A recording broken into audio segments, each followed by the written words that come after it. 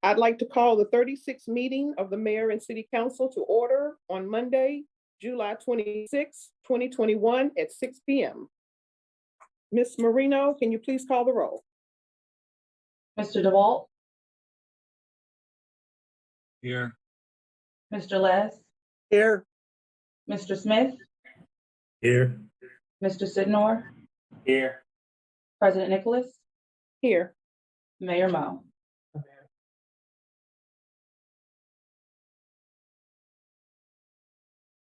Oh, he was on. Our next agenda item is the report of the Mayor and City Council. Tonight, we'll start with Councilman DeWalt. Good evening, everyone. On the July 19th, I attended the city's Golden Shovel Award, which was handed out to Kenneth Green on South Shore Drive. It was amazing the neighborhood support he has, and he actually helps a lot of his neighbors plant trees and takes care of their lawns and things. So it was a well-deserved award by Mr. Green. On the 24th, on Saturday, I attended the American Legion Crab Feast. A lot of veterans there, a lot of people there, and a lot of crabs. It was a very, very good. That's all I have to report tonight. Thank you very much. Thank you. Councilman Smith. Thank you, Madam President. Over the past week, I had hosted several events in partnership with the Laurel Skating Rink here, just to engage with our community. It was a well-attended event. A lot of residents from the Laurel area and surrounding areas. I'm looking forward to doing more with them in the future, and I recommend anyone, if you haven't skated before, to go try them out. They're open all week. That's all, Madam President. Thank you. Thank you. Councilman Sidnor. Thank you, Madam President. On July the 21st, we had the eviction landlord town hall. It was very informative information. It's on YouTube and Laurel TV. So it was individuals who have not watched it. You can go on Laurel TV. It's called Eviction Landlord Know Your Rights. I recommend you on viewing that. It's about 45 minutes long. Very good information. I want to thank Kayla Williams from Community Legal Service Corporation, Prince George County, staff attorney there. They gave us information and a lot of information that pertain to landlords and tenants. And also, I want to also thank the Laurel Communication Department for hosting the event. You know, they're always outstanding job. So Director Bonds and her staff, thank you for putting that together for us as well. That concludes my report, Madam President. Thank you. Councilman Les. Thank you, Madam President. I just want to mention one meeting that I did attend, and it seemed to have gone on forever. And that was on the 21st. In behalf of the city, I attended the Council of Governments Transportation Planning Board. This was a big to-do because prior to this, the Transportation Planning Board had denied the resolution to add toll lanes to the Beltway 495 when it joins up with 270 and then 270 north to Route 70, and it pulled the American Legion Bridge out of the mix. And if you've ever been down there at 4:30, 5 o'clock in the morning, it is already stop and go in that area. And I'm going to agree with the mayor on this. Looking at the issue of transportation in the area, no matter what we do, this will become a gridlock situation in several years. So we reconsidered it. A couple of things they added there was specific mention of the American Legion Bridge and rebuilding that to include some additional laneage and also possibly bus lanes. And there was mention of a railroad spur that would, in my mind, connect Tyson's Corner with Rockville. And they added back in 495 and 270. And there was a commitment that they were going to look, that there's going to be a hard look at 270 where it joins up just north of Rockville. Because if you've ever been up that way, it goes from a multi-lane, really a busy highway, to 4 lanes. So they're going to look at that. And the most important thing from my perspective, there was specific mention of an environmental study that will go on, very similar to the DES that went on with the maglev. And I'm sure that we'll be real interested in seeing what happens with that environmental study, not just in the city, but in the whole region, because this is going to be pretty disruptive for several years as they add the additional laneage to allow for additional cars. Now, I know what's being said that EVs are going to take care of this, and I do agree. I agree that EVs will cut down on the petroleum carbon emissions, but what's not clear in my mind, unless they do something more with mass transit in the region, and there's been some real starts in that area, that we're going to cut down on the vehicles. People still need to go places. And that traffic, the majority of that traffic that's on the American Legion Bridge at 4:30 in the morning is not going to work. They're traveling north and south. So again, this was the vote was 2-1 in favor of it this time. We'll see what happens. This added on to what's happening with the Camden line and the commitment to rebuild the tunnels in Baltimore. Maybe we're making a real head start on providing transportation options for our citizens, 20, 30, 40 years down the road. That concludes my report, Madam President. Thank you. Before I move on to Mayor Mo, I'd just like to say I too attended the information session for landlord and tenants Know Your Rights. I'd like to thank you, Councilman Signor, for bringing that to the city. It was really, there was a lot of good information. I got quite a few calls on it from residents, so I'd like to thank you for that. Councilman Smith, I'm sorry that I didn't make your event. I'm not in a rush to get on skates at my age. So I want to keep everything intact. So I didn't come, but the next time I promise I will be at that event. That concludes my report. Mayor Mo.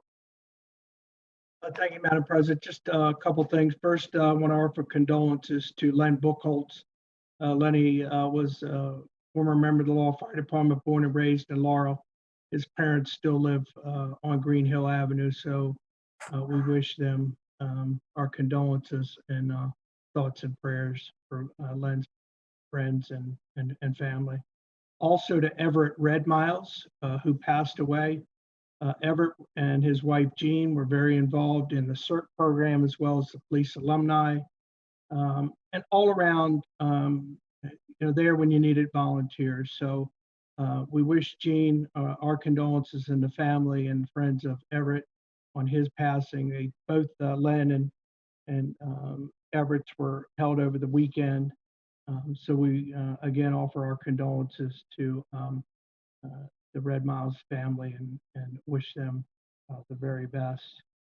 We did have the virtual Maryland Municipal League Summer Conference that I attended here at the Municipal Center. And then, as you heard, we did do the Golden Shovel Award presentation to Kenneth Green over on South Shore Court. Just a great opportunity. And we again want to remind individuals and businesses to please feel free to put in nominations. You can go to the website and put that information in and nominate your neighbor. I do want to thank Councilman Sidnor and for his hosting the program. We were happy to work with him on that, and the Department of Communications did a wonderful job where we could have people call in, as well as Facebook Live on information on the landlords and tenant. I too did get quite a few in conversations with people that thought the program was very good and very informative. I too learned something that night. So we do want to thank Ms. Williams and all those that helped, and also Dr. Yu, who came out as well and gave an update on COVID. Just a couple of announcements. Actually, I'm sorry, I did attend the Mayor's Association for Prince George's County, that meeting as well on Thursday. The Laurel Police Department will have their National Night Out at Greenview Drive Park on August the 3rd from 6 p.m. until 8 p.m. We encourage everybody to attend and be safe. Also, for the month of August, the Mayor and City Council, Commissions, and CACs will be off for the month. So tonight is our last opportunity for business.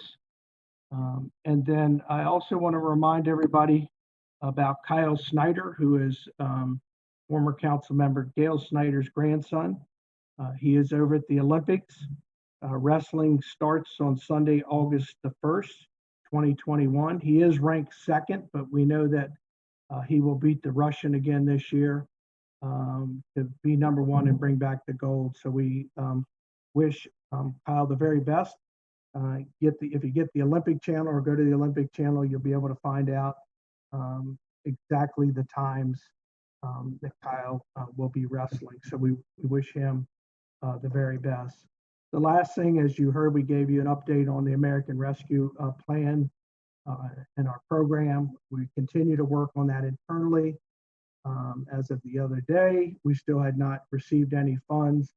But our goal on this plan, when we come back to you, is to really help our business community, make sure the city gets back on its feet on money that we spent, and more importantly, to come up with programs that we can reach out into the community and really make a difference.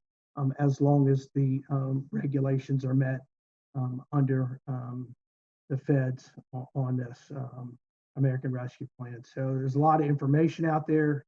There's a lot of people who think you can spend it on everything. That's just not the case, but we are treading through this information. And as I said, when the money becomes available and in our accounts, we will make sure that we have the program and we're ready to go. And that concludes my report. Thank you, Madam President. Thank you.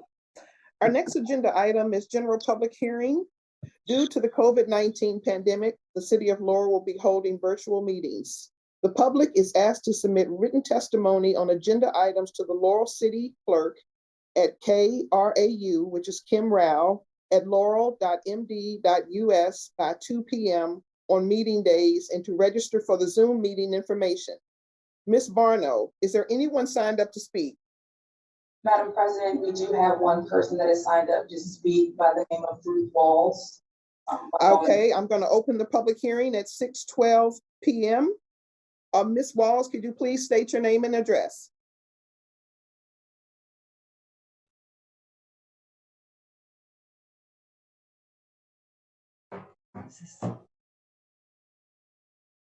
Hello? Hello. Oh, hello. How are you? Okay. Thank you very much for allowing me to be here tonight and to speak. It's good to see everybody. What I want to ask the council is that they pass an ordinance that requires landlords here in the city to provide air conditioning for their tenants. These tenants are your constituents, and we have evidence that tenants here in the city have suffered hardship and developed illness from the lack of air conditioning. No one is suggesting that landlords should be required to spend thousands of dollars installing new central air conditioning systems. What I'm proposing is a law that requires existing central air conditioning systems to be maintained to provide an internal temperature of 80 degrees and below between June 1st and September 30th. For units not part of central air conditioning systems, at the very least, a window unit could be provided.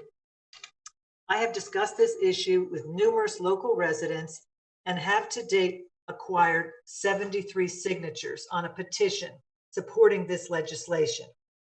The city mandates that landlords provide heat in rental units. The same justification applies to air conditioning.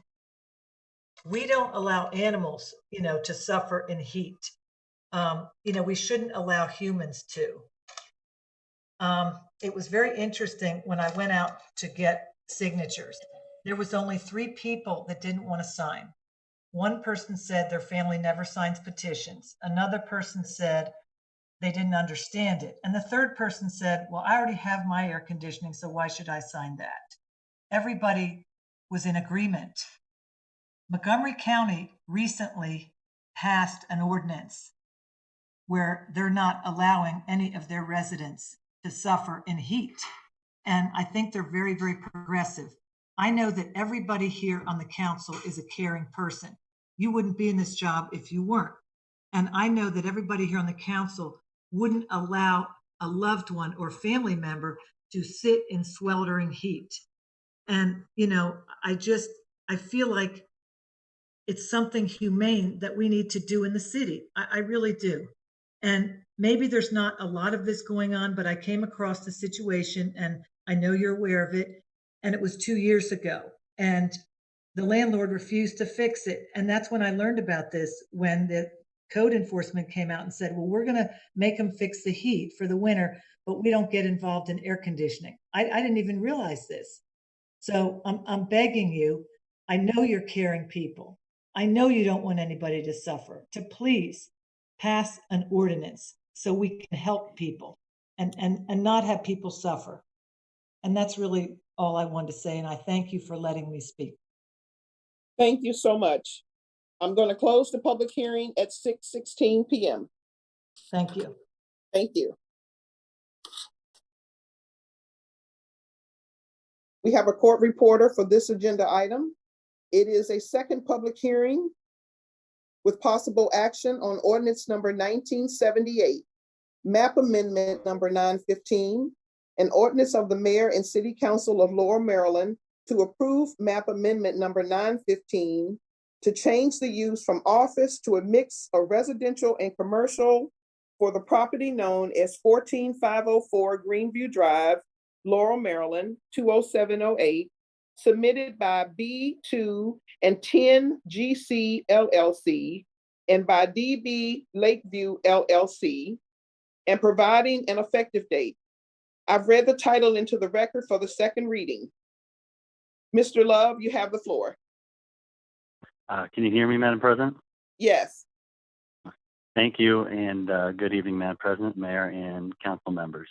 Before you is map amendment number 915, ordinance number 1978, as required by City of Laurel Code, providing legislation to amend the current use of the property to allow for either the current office use or a mix of multifamily residential and commercial use located at 14504 Greenview Drive.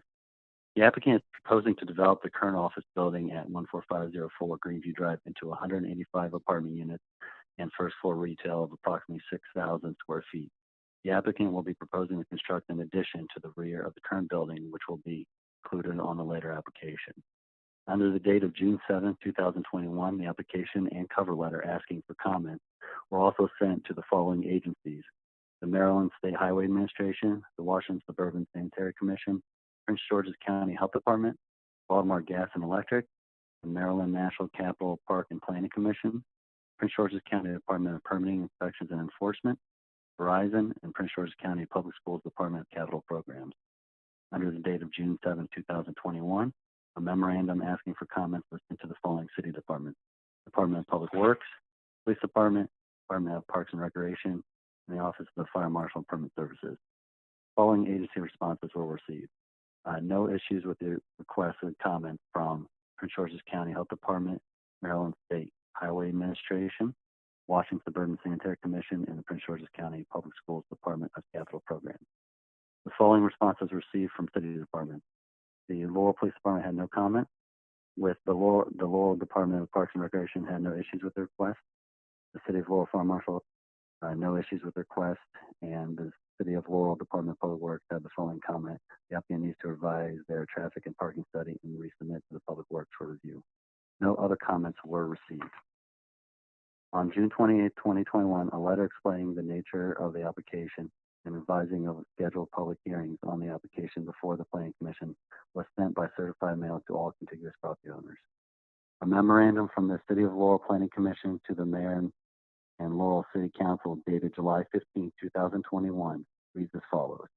At the regular meeting of the City of Laurel Planning Commission held on July 13, 2021, the following action was taken on the subject zoning application.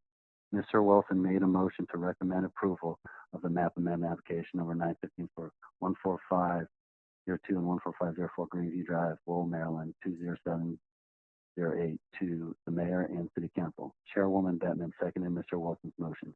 Vice Chairman Kish voted no, and Mr. Welford voted no. With a 2-2 vote, there was no recommendation made. The applicant would be responsible for the following condition. The applicant shall apply for and obtain amended site and landscape plan approval from the City of Laurel Planning Commission. The file contains a certificate of publication verifying that this application and public hearing was advertised in the July 1st, 2021 and July 8th, 2021 issues of Prince George's Post. The file contains an affidavit signed by the applicant attesting that a zoning sign has been placed on the subject property and has remained and shall remain until its decision is reached by the City Council. The applicant and their team are on the line to make a small presentation. That concludes the reading of the file, Madam President. Thank you. Mr. Gingos, you have the floor. Good evening, Madam Chairman, members of the council, Mr. Mayor. For the record, Andre Gingles, an attorney with offices in Laurel, Maryland, representing the applicant in this case. Essentially, what I'd like to have Mr. Berman just make a few opening comments, and then I will just address a couple of issues with regard to the application. We do agree with the staff recommendation in this sense. Mr. Berman. Madam President, Mr. Mayor, council members, I want to start by thank you for hosting us this evening. By way of a little bit of history, my name is Kevin Berman of Berman Enterprises. Berman Enterprises, we've been doing development and management and construction in the city of Laurel for probably from the 1960s to present. We started in the city of Laurel with my grandfather and his brother, developing Laurel Shopping Center, 312 Marshall, and over time working with what used to be Fair Office Park, turning it into 95 Office Park, and working on developing and eventually selling the city building to the city of Laurel. So for us, we have a long history in the city, and where we've seen our success with the city's success and the city's success as our success. So really, we see all the projects we've done in the city of Laurel as a partnership with the city. Right now, we took ownership of the 2 buildings on Lakeview, over on Lakeview, this past fall. And when we took ownership of the 2 buildings, we took ownership of them as vacant buildings. And our concern with them is we know the office market in the city of Laurel, and we have exposure to office markets outside the city of Laurel. And we're starting to see trends all over the place, accelerated by COVID, that the need for office space is going down. So what our goal for the property is to maintain the southern building as an office building. And so far, we've put our full leasing efforts into leasing that building up. And we're making some headway on actually landing tenants. And a lot of the tenants we've landed are tenants that I'd say have grown up in the city of Laurel, and we're looking for more space and different space to stay in the city of Laurel. So we've considered those big successes. Our fear with the current trends is 150,000 square feet of office space is too much office space, in that neighborhood. So what we've come to the city to do is to propose converting the northern building to a multifamily building. And to make it viable with size is to do an expansion to that building to get the needed amount of units to have the critical mass. So for us, we've done this before in the city of Baltimore.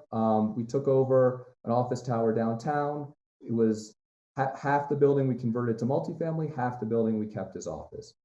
So we've seen a lot of success in trying to reuse brick and mortar and reuse vacant brick and mortar and turn it into healthy, vibrant space within the community. I'm sorry, go ahead, sir, I'm sorry. Is that in, Kevin? I'm good. Just a couple of brief points. We would just note that the application is noted in the staff report, we believe is consistent with the appropriate sections on the Laurel City ordinance. I'd note that in the original PUD, both multifamily dwellings, retail, commercial retail, and office were all approved. Essentially, our desire is to still be able to do office, because as we market the first building, there is a chance that we may find an appropriate tenant, and we wouldn't want to just have lost the use and then have to come back and seek an additional amendment. But at some point, if the market is not retaining or we aren't able to fill that space, we would not like to have the building empty, hence our desire to have the use for multifamily residential and retail, commercial retail approved in that additional building. As we go through the process, and one of the conditions would be at some point, if we're going to convert it, that we would need to have the appropriate landscape and final design plan approved, and all the issues, including traffic and parking, would be addressed at that time. With that, we'd ask for your support of the staff recommendation, and I have myself and Mr. Berman, along with our engineer and transportation consultant, available should there be any questions. Okay, I'm going to go to the public hearing just in case there's anyone signed up to speak. I'm going to open up the public hearing at 6:25 p.m. Ms. Barno, is there anyone signed up to speak? Madam President, there is no one that is signed up to speak at this time. Okay, I'm going to close the public hearing at 6:26 p.m. Are there any questions from the council? No questions. Madam President, I have a question. Go ahead, sir. When Mr. Love gave his presentation, he said either apartments or office buildings. So that's a little confusing to me with using the word either. So if they get enough residents to move in there, they'll make them into 185 apartments, or if there's other office buildings or other office spaces in there, they can transform them into more apartments. Or is it if they get more businesses to move in there, they could transfer, instead of making them apartments, make them businesses? Is that what the word either is used in his presentation?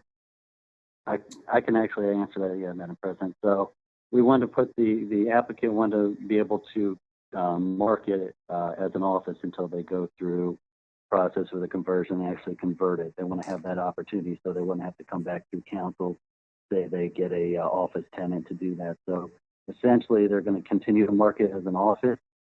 That way, if they do get an office tenant, then they will just have the office tenant move in and they'll be in the current building. But they also want to continue, you know, keep their options open. So if they do decide they aren't getting an office tenant, aren't able to, they can move forward with the multifamily residential and commercial aspect and go through that process. Well, then, would at any time, if they can't find the businesses, will it exceed 185 units? Or can it? Oh, exceed 185? Well, that's their proposal, the 185 units. That's going to be discussed during in the amended site landscape plan. We got to make sure they have enough parking to attain that many units and so forth. So that's all going to be through the next application as far as the number of units. They're saying a cap at 185, but that's going to be discussed. Has anybody figured out, depending on how many, well, I guess we'll go with the number 185 and plus the businesses and things that will come there. How many vehicles that they estimate is going to be there? They've actually done a preliminary traffic study, and I will ask Mr. Ginkles or Mr. Leinhardt to get on the phone to answer their conclusions. Sure. To clarify, Councilmember DeWalt, the request is essentially that if we don't get ultimately an office tenant there, we would then move forward with a conversion, and that conversion would be so that it would be at max 185 dwelling units. And then the proposal is essentially to have about 6,000 square feet of first floor retail. In terms of the, there are different analyses that we've done. We've actually done the analysis looking at what's currently in the city code as well as the code modifications that are being done at the county level. The actual number of cars will ultimately depend on the breakdown of the dwelling units, how many would be 1 bedroom and 2 bedroom. By the time we got around to a final landscape and design plan, we could update our initial analysis to show what the number of vehicles would be, as well as the number of parking spaces. We do, based on that number of dwelling units, have been able to conclude that the number of vehicle trips that was established by the 2 office buildings would not be exceeded. In fact, the peak hour vehicle trips would actually be decreased slightly in one of the peak hour, I believe in the evening peak hour, but more of a decrease in the AM peak hour period. Are you, or Mr. Berman, or are you aware that there's already been parking over in the parking lot of your complex? People from Springhouse Apartments are now parking over there because the parking is not adequate over Springhouse Apartments. There are also Laurel Pines across Route 197. There's not enough parking over there either. I can guarantee you that they're crossing 197 to come and park there. Are you aware that there are people parking over there already? At this point, we've been watching that. I mean, at this point, we have, given the fact of the current vacancy, we have far excess of what we're using right now. We've kind of been monitoring that situation, but we haven't taken a step one way or the other in that regard. Okay, thank you. I appreciate it. If there's no more questions, I'll entertain a motion as amended. Madam President, I make a motion to approve ordinance number 1978, map amendments number 915. Thank you. Can I get a second, please? Second. Ms. Barno, please call the roll. Mr. Sidnor, Yes. Mr. Smith, Yes. Yes. Mr. DeWalt? Just a couple more statements before I cast my vote. The estimated vehicles coming from the Patuxent Greens development is set at 1,300 vehicles. And that's they're probably lowballing a little bit. In fact, they even went to the July 13th Planning Commission meeting to add 50 more townhouses in addition to what they already have proposed over there. And thank God it was denied by the Planning Commission, because we're already going to have at a bare minimum of 1,300 vehicles coming out of that complex. There is one way in that complex and 1.5 ways out of it. And the reason I'm reiterating this, if the Bear Branch stream floods and it comes over 197 and 197 is shut off, instead of having 1.5 exits out of there, you're going to have one. And it's only going to be one way of getting out of there in the event of emergency. And understand the city and the county and the state are doing a lot of things to prevent the flooding of Bear Branch. But as we know, water finds a way of getting down there. And I have probably 200 pictures of it when it was a golf course, how it floods. The density is definitely going to increase in the area. And I strongly don't believe that the infrastructure that's being placed in there now is going to hold everything that's needed in there. And I'll reiterate, you had a 2-2 vote in the Planning Commission. So obviously that's 50% is saying no and 50% saying yes, that they want to go through with this. And I think what has occurred, and it's sad to tell Mr. Berman this, but in developing that, the people over there have a sour note on what's being developed over there right now. All I hear is about the dust that comes up into their homes. I hear about all the noise these trucks make, how they just, when they did the development, the surveyor took away half of their yards and half of their porches that they've been maintaining for 25, some of them almost 30 years. And I think it's the basic of the Laurel Leader article where Mr. Cohen came out and he promised certain things, and he ultimately lied to our citizens. And he's doing what he wants over there. And now he comes and has the gall to go take it before the Planning Commission to add 50 more townhouses. It's just amazing the what he expects to get from the city, and after what he has treated those people over there. And a lot of the residents over there and a lot of my constituents that lived along that golf course have now moved because they don't want, this is a 5-year project he's projecting over there. And I know that soil has to be tested when it comes in, and it has to be tested when it's moved. And I would like to see the results of all that soil testing, because it had to be a lot, because there's so much soil testing. And when you look at the environment, you look at our traffic, you look at the parking, and we're already spending $250,000 by our citizens, $250,000 based on traffic and parking issues citywide. I find that that's almost insulting that we have to spend that much money, because we can't rely on these traffic studies that the developers pay for, and that they handpick who they want to do these traffic studies. I think the one for Patuxent Green ended up being a green arrow coming southbound on 197 into the development. That's their whole traffic study that Patuxent Green's got for this whole development of the bare minimum of 1,300 cars coming in one way and coming out 1.5 ways. It's just absurd to me.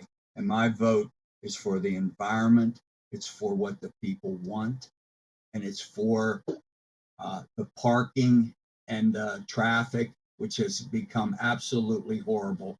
And if you remember, the next time you're stuck in traffic, or you come home late at night, or you come home and you can't find a parking place after working for a whole day, just remember, the vote was no, because we can't take any more in the city of Laurel. We don't have the space. Thank you. Mr. Les? Ms. Rao, what was Mr. DeWalt's vote? I believe that was a no. Okay. I'm going to note that before I vote, I'm going to note that the applicant has met the criteria, the statement of justification. A lot of the things that Mr. DeWalt has spoken of be taken up by the planning department of the city of Laurel. That includes parking concerns, the soil and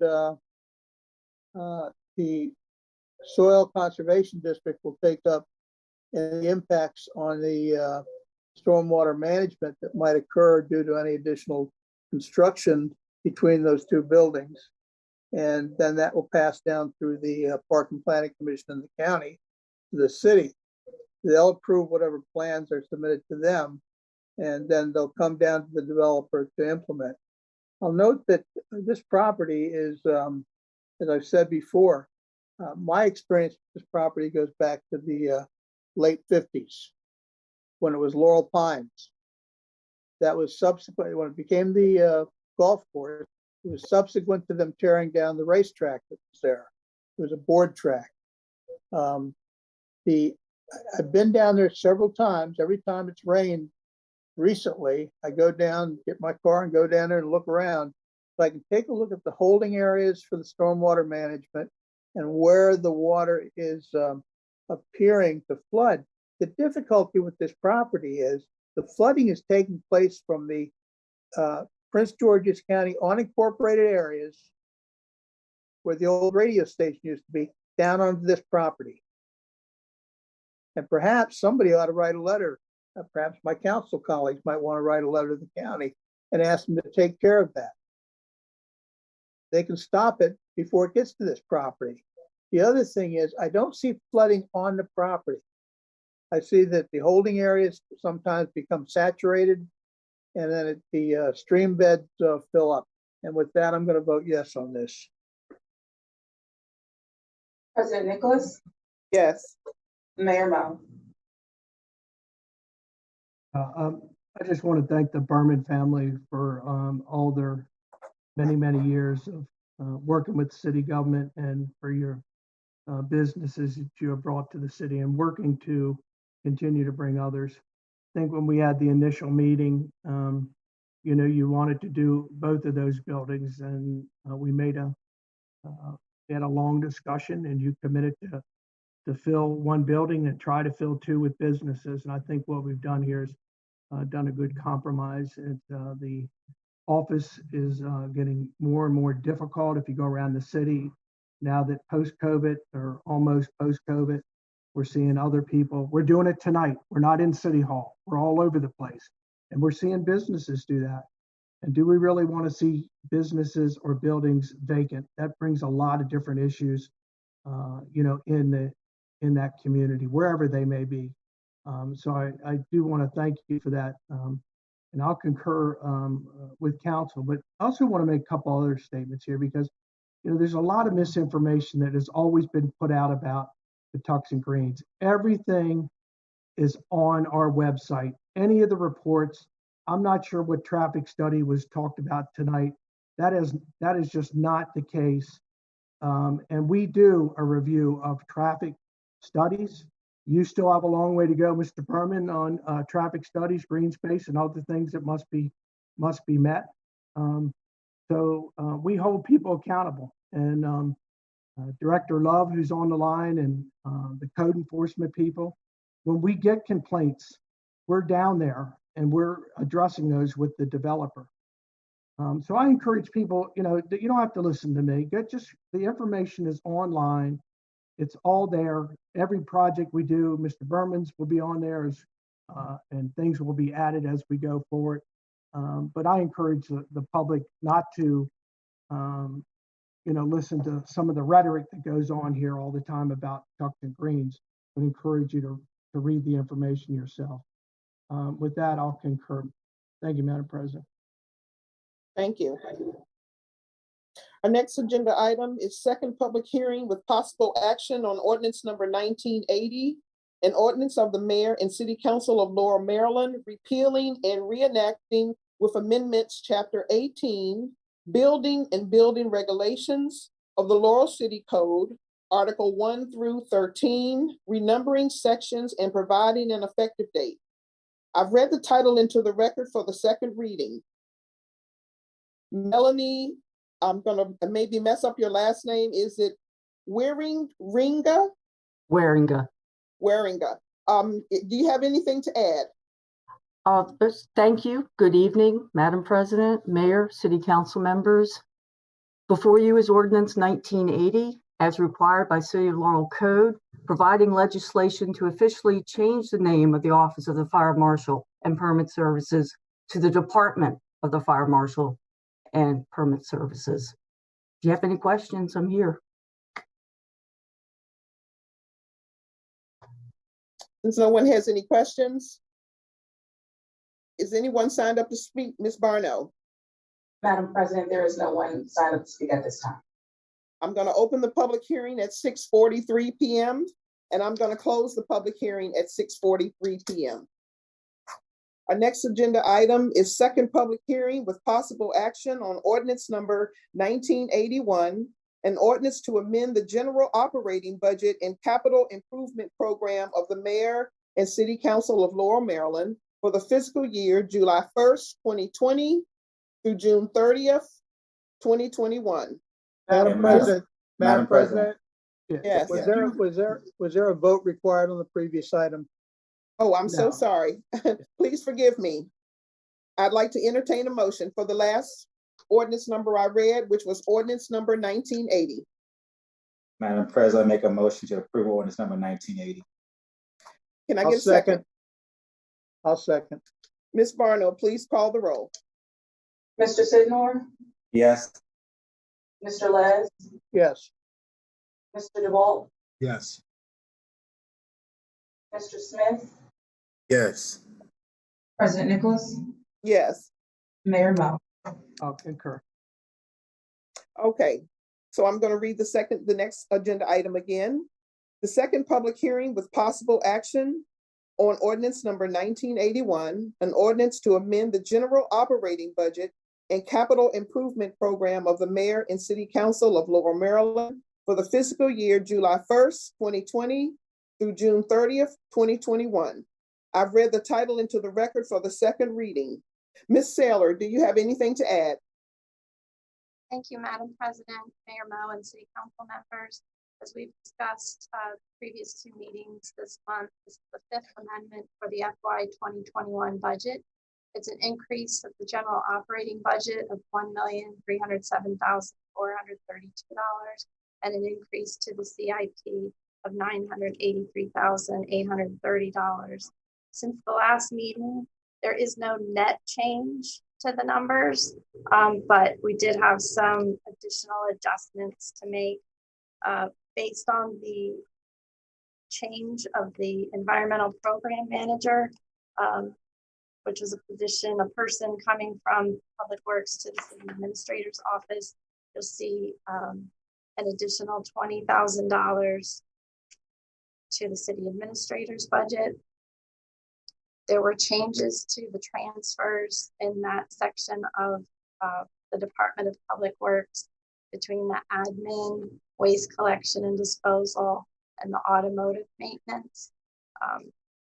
Those numbers have been adjusted based on the most recent payroll, as well as additional disposal fees that we believe the costs were because there were so many people at home during the course of the year that there was additional trash and waste collection in the city. In addition, at the bottom of page 3, you'll see a transfer from the property insurance to bonding insurance. And our risk management officer has informed me that it was a change in the rates that was market-based where we just didn't have quite enough budgeted. So that's coverage there. And I have one other change since submitting the revised version this morning. At the top of page 3, what you see probably says a decrease of $18,000 to the Goody House maintenance with an increase to building 204. But I need to change both of those numbers to 20,000. And that was for utilities and some supplies for the cleanup once we purchased 204 Fort Meade Road. So again, there's no net change from what we discussed, but a few more adjustments. So that would take the Goody House maintenance budget to $13,950, and then the building 204 maintenance budget to $20,000. Thank you. Are there any questions for Ms. Saylor? Ms. Barno, is there anyone signed up to speak? Madam President, there is no one signed up to speak at this time. Thank you. I'm going to open the public hearing at 6:48 p.m. Since there's no one signed up to speak, I'm going to close the public hearing at 6:48 p.m. and I will entertain a motion as amended. Madam President, I make a motion to approve ordinance number 1981 as amended. Can I get a second, please? Second. Ms. Barno, please call the roll. Mr. Sidnor? Yes. Mr. Les? Yes. Mr. DeWalt? Yes. Mr. Smith?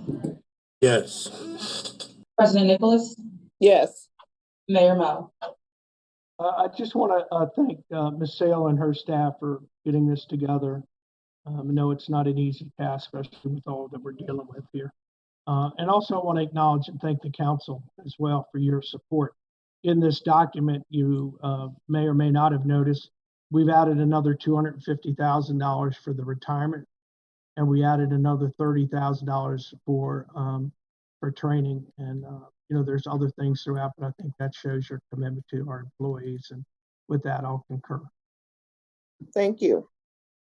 Our next agenda item is second public hearing with possible action on resolution number 7-21, a resolution of the mayor and city council of Laurel, Maryland, entitled City of Laurel Naming Policy for Parks, Recreational Facilities, City-Owned Buildings, Streets, Alleyways, and Other City Assets.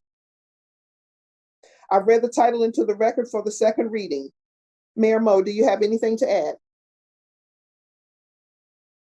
No, Madam President, I think I've not heard anything from council members.